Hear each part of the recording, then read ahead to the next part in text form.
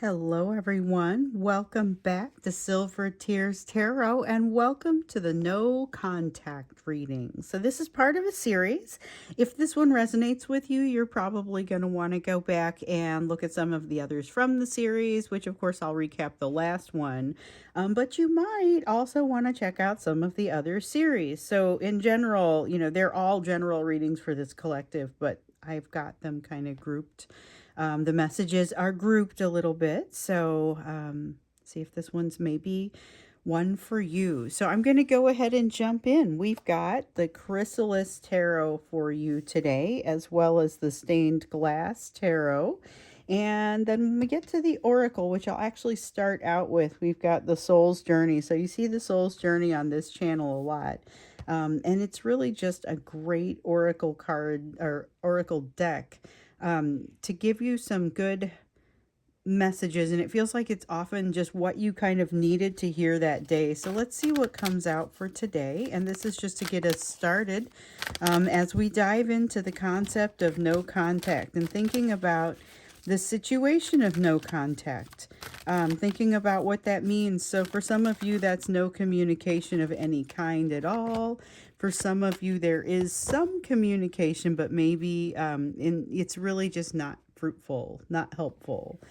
So we have the card of acceptance that's come out here. I'm learning to accept the things that I cannot change. That's a tough one. So every day when I sit down and do my meditation, I've got like six, depending on how you look at it's either 6 or 7 mantras, and one of them is acceptance. And it really is about this. It's accepting that life path that has brought you to this space, the path that you will follow going from there, and being able to accept the place that you are at that time. This is about being able to accept the things that you cannot change. And you're going to have some control over some things, and less control over others. And being able to accept those things that you don't have as much control over is really one of the keys to happiness, but it can be oh so difficult, especially under circumstances where there's a lot of emotion involved. So, let's take a look here. Now, I do want to look back at one of the things that happened in the last reading. So, I actually referred to, and this is a term that showed up in the extended, but the concept had shown up all over the readings. And it was the feedback loop of pressure. And that's what I ended up calling it. And so this person was kind of in this feedback loop of pressure. Now we want to kind of just see how they're doing. So they were avoiding their issues rather than confronting them. And it was creating additional pressure. And it wasn't even the only thing that was creating that additional pressure. So the first thing that comes out here is the Four of Mirrors. Four of Mirrors in the reverse, though. This is, that's an ache. That feels like an ache. It feels like something that they almost feel like they need to do, and they aren't letting themselves do it. They aren't letting themselves have something that they desperately, desperately want. Seven of Mirrors, options. No, they have this as an option, and for some reason they're starving themselves of the one that they want. Five of Scrolls here in the reverse. It feels very much like, so this is not what I expected. I would have expected to feel this Five of Scrolls, which is air energy, more in the upright because of this. This is so they're still, I don't know that they've really let go of this pressure, but I don't know that they're still ratcheting it up this way. And the Five of Scrolls suggests that maybe they're not still ratcheting it up, but they're denying themselves something that they want or that they feel strongly about. It feels like they're denying themselves.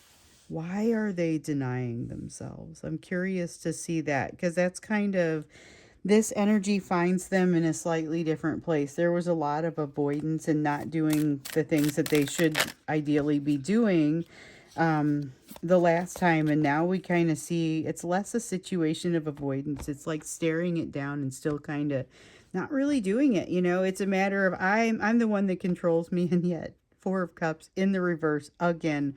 Are you though? This is tough. It's like they're staring down an addiction and saying, I'm just not doing it. So this is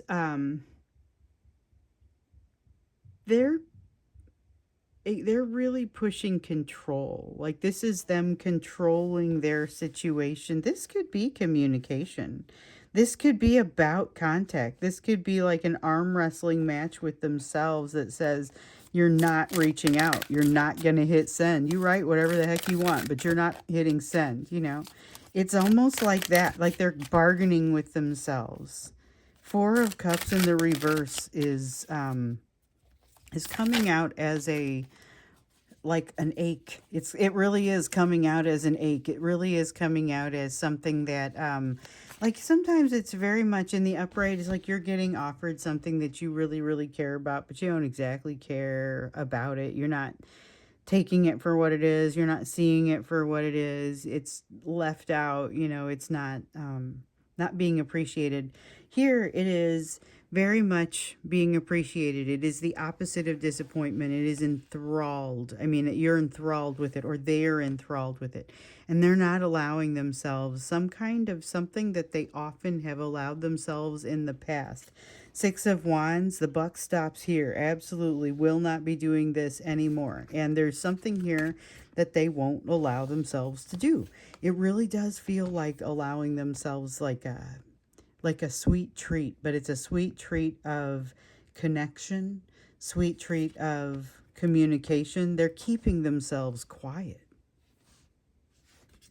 That's what this feels like. We're going to look at how they're feeling about you in this space of no contact when we get to the next question, because right now it's like I'm starving myself. They've got this sense of starving themselves and not allowing the contact, not allowing themselves to communicate with you.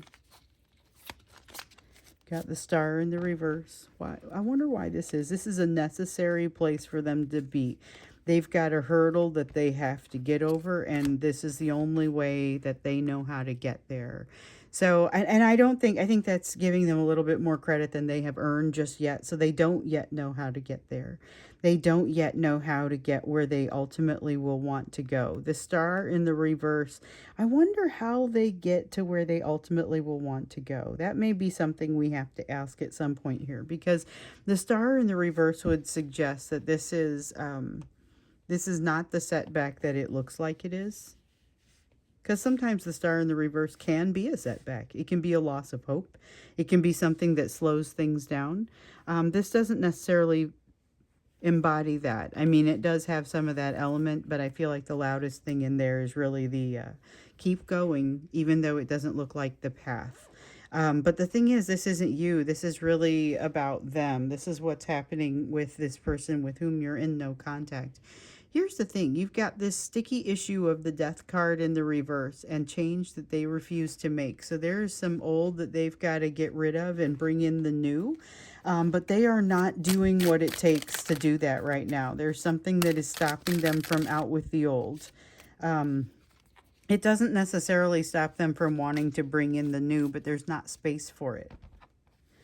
King of Cups in the upright, here is that charisma, but also the integrity. So it feels like here they've got a little bit more awareness of themselves, but I don't think it's serving them the way that they would want for it to be at this point, because it feels very frustrating. They feel very frustrated to have to uphold something that they now realize is a value that they're going to feel bad if they don't, honestly. And then on top of that, they've got this situation of ego where they're trying to figure out how they want to look, This is a keeping up with the Joneses kind of card right now. So the Two of Pentacles, and it does come out like that for this collective sometimes. It's about balance and keeping balance, but that's not really how it's coming out. What it looks like for me now is making sure that they are doing what is expected of them by some sort of societal eye, or some sort of, it could be familial. It could be like a third party sort of, this is somebody that's very close to you kind of energy. But I feel like it's a little bit more like, what would the neighbors think? You know, it's that. It's like, every time I get that from a card, I think, oh, it's keeping up with the Joneses, you know, which is an idiom, but that's one that I feel like comes out pretty strongly here. So there is kind of this desire to keep things looking a certain way, but it feels like it's falling apart still. So I don't know that the pressure has really gone away. They're more aware of themselves. They're more aware of kind of where they are, what they're doing, maybe what they're not doing, but they want to maintain that control of the situation. It is not something that, it's not an energy that they'll be able to stay in for very long. Yeah, it's like they want to maintain that look of balance, but they're feeling like they're not very much in control of their desires. You know, they're just kind of staring down their issues and refusing to get into touch. I wanted to shuffle a little bit before I get into this next question because this deck feels like it needs it. So give me just a second here. We don't have that very often. Okay, so for the next question, what I want us to do, all right, let's get into how they are feeling about you in this space of no contact. So we started to see that coming out a little bit. It's one of the places where they don't feel comfortable with the pressure that's on them, that's continuing to build. Or I don't feel like they are the ones ratcheting up the pressure anymore. I think it's more a matter of just kind of not doing anything to get rid of it. So we've got the Phoenix card in the reverse. They're not feeling great about themselves in this space. It feels like, well, great, I'm hurting you, and I'm also not doing what I need to be doing. Like, I'm not doing right by anybody. You know, I mean, it's got a little bit of that sense of hard to look in the mirror, not doing right by anybody. Knight of Mirrors, speaking of mirrors. So the Knight of Mirrors, mirrors are water energy in this. This is like a Knight of Cups in the reverse, and it feels like not being able to use the tools that they would usually use. So I talk about having charisma, but also having integrity. So it's like there's something here that makes them realize that if they're going to have both charisma and integrity, that they can't do what they want to do. So they're not allowed to reach out to you. Maybe they're just not allowed anyway, but they also are feeling like they need to create some space there because they cannot have both integrity and charisma at the same time and still do right by both of you. And it just feels like it's too big of a request. Knight of Scrolls in the reverse, that's like abject fear. I mean, that is really just kind of they're afraid to run into you. If they saw you and you hadn't seen them, they may remove themselves from the situation before you have the opportunity to see them because they are that concerned about, like, they're not prepared for that.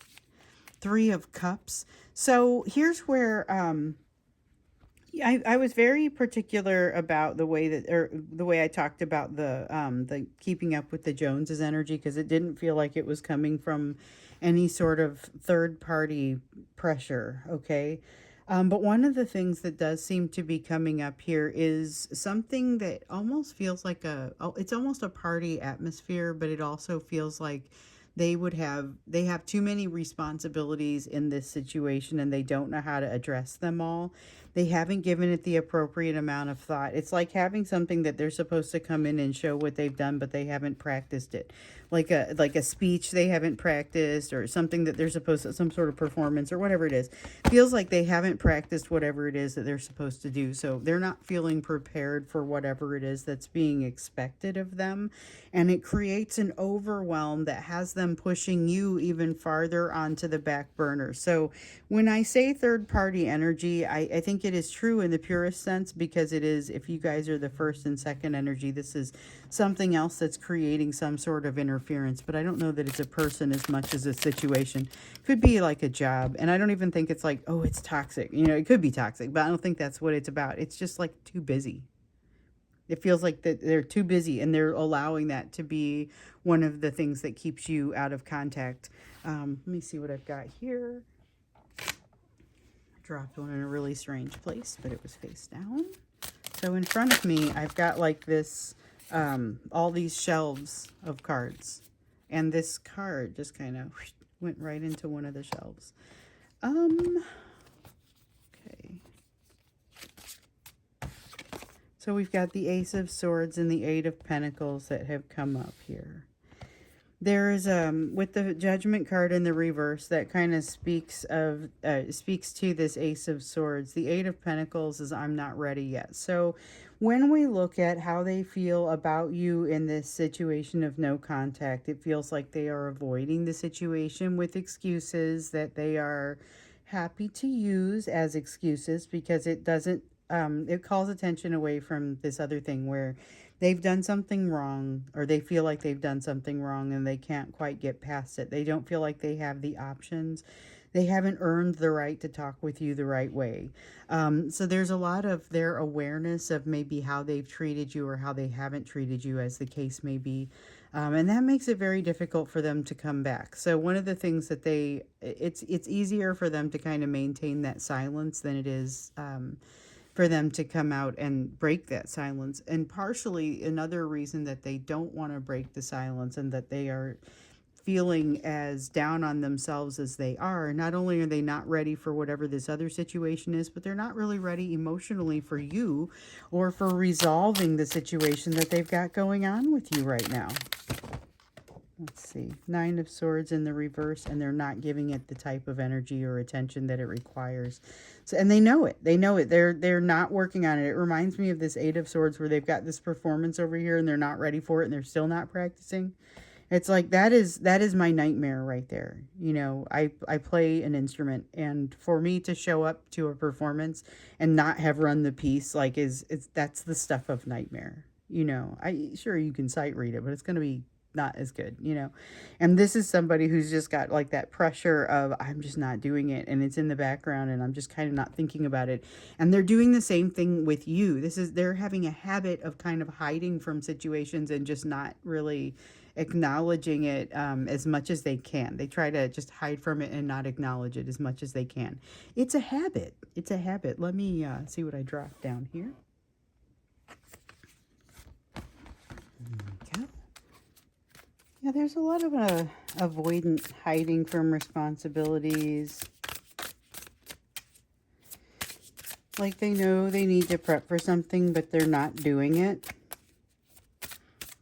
They know they need to prep for something, but they're not doing it. And it's very much like this situation where they're not completely avoiding their issues now, like what we saw in the last reading, but they're also not confronting them. They're just kind of staring it down and in the meantime denying themselves the opportunity to get in touch with you.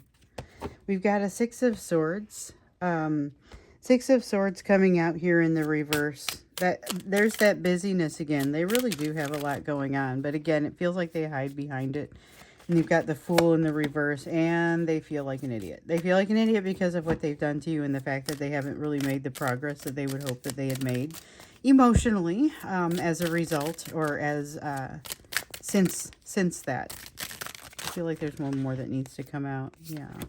Knight of Cups. Okay, so with the Knight of Cups in the reverse, this is that keeping their mouth shut. Can't really, they feel like the thing that they would want to do, it would create a conflict between the integrity and the charisma. That conflict between the integrity and the charisma is not something that they feel like they can get across. It is just a river way too wide to wade, especially with the advent of this truth, with the realization that they feel like they've done wrong, and the fact that they can't quite get around to accessing the emotions necessary to get out from under this. They've got a perfect storm of feeling silly, not having enough time to address it, and being able to hide behind those things, at least to some degree, as an excuse, and causing them to kind of be able to not have to work on this. So this is part of why you see the quiet for as long as you do, or the lack of proper, decent communication for as long as you do. Let's look into what they need from you at this time, because I think we need to understand what they're likely to do. But back here, I asked another question. I want to see, we'll have to do an extended here, because one of the things that I had wondered about here was what was on the bridge between where you both are now and where you want to go. So that's kind of the way I want to ask that question when we get into the extended. Also, like, what are they likely to do? Because we're seeing how they're feeling. We're seeing the denial and the kind of denial of themselves. There's self-denial in this mix. So, what do they need from you? This is going to be kind of like the you portion of the reading, maybe get you a little bit of advice. What do they need from you? And then we can go into the extended and get a sense of what you can expect from them. And then, of course, like I was seeing before or asking before, what's on that bridge between where you both are now and ultimately where you want to go? All right, so what do they need from you at this time? And we know we're also looking for some advice here. We have the Two of Stones.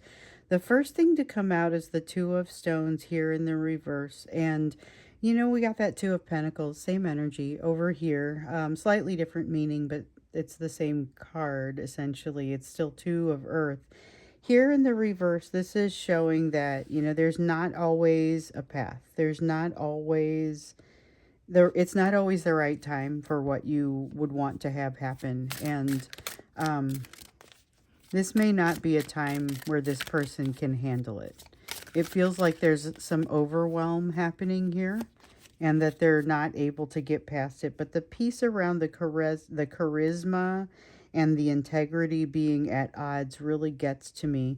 We've got the Death card here in the reverse. There may be some things that you also are wanting to move past in your life and maybe finding it particularly difficult to do so. Possibly an addiction that you're having a hard time getting rid of.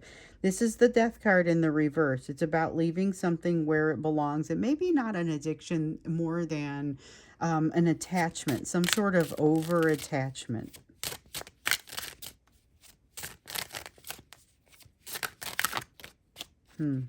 Okay. Then we've got the Page of Stones. Page of Stones is all about learning. This is about setting an example and showing someone what it looks like to learn from a situation that is also somewhat uncomfortable.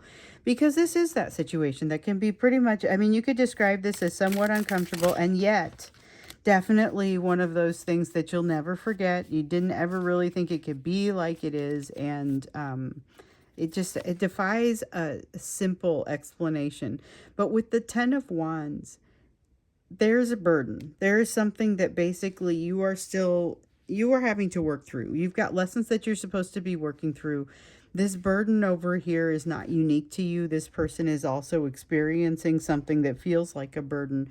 But a part of it is that they are using it as almost a blanket to cover themselves up. The excuses that they're using almost as a blanket to cover themselves up. So look to see if there's anything that you can learn from that. I don't get the sense that you're doing that you're using your busyness as an excuse not to act right or not to communicate, for example. But look for yourself to be doing something that is adding to the that's adding to your load, but not necessarily giving you the benefit that you want to receive.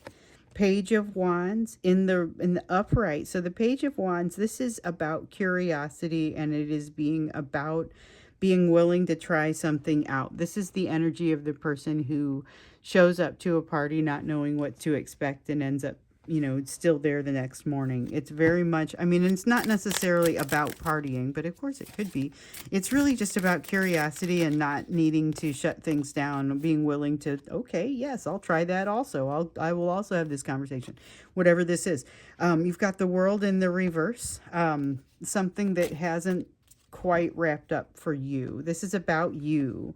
Something that you have not yet wrapped up that needs to be, that is going to be part of your solution. So while they are wrapped up in whatever all of this is and feeling badly about themselves, not completely avoiding their issues, but not confronting them, this might be a great time for you to just kind of look at what it is that you are wanting to accomplish and what you're wanting to complete, because it looks like you have an opportunity for that. And you do have an opportunity for that. This is go time for something.